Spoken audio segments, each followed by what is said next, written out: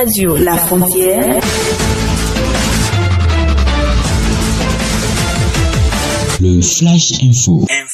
Bonsoir à toutes et à tous et bienvenue à ce Flash. Relations sino-béninoises, le ministre des Affaires étrangères du Bénin, Segun Bakari, a reçu le lundi 2 décembre 2004 dernier Zhang Wei, nouvel ambassadeur extraordinaire et plénipotentiaire de la Chine près le Bénin. Lors de cette rencontre, le diplomate chinois a remis ses lettres de créance et il a pris officiellement fonction comme ambassadeur de la Chine près le Bénin. En Namibie, Netumbo Nandi-Ndaitwah, âgée de 72 ans, a été élue comme la première femme présidente.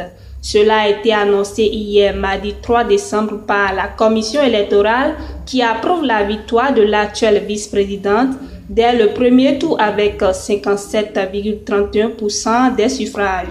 Netumbo Nandi-Ndaitwah, surnommée NNN, devient la première femme présidente de la Namibie.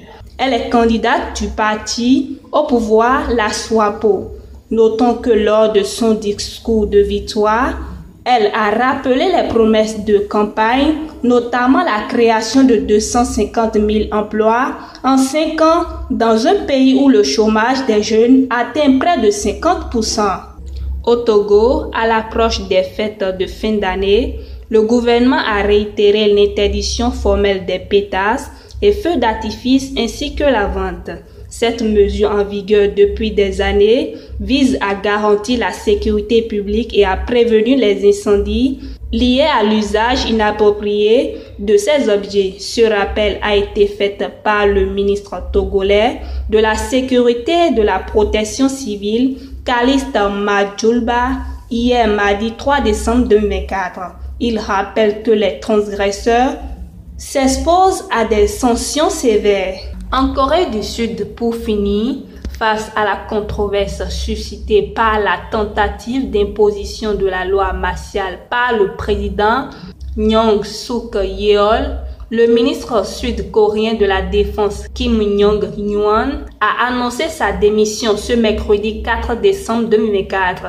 Cette tentative du président d'imposer la loi martiale est perçue comme une mesure autoritaire, inédite et comme une atteinte à la démocratie. Cela a même entraîné une crise politique majeure à Séoul. C'est Sidio Swakan. Merci pour votre attention.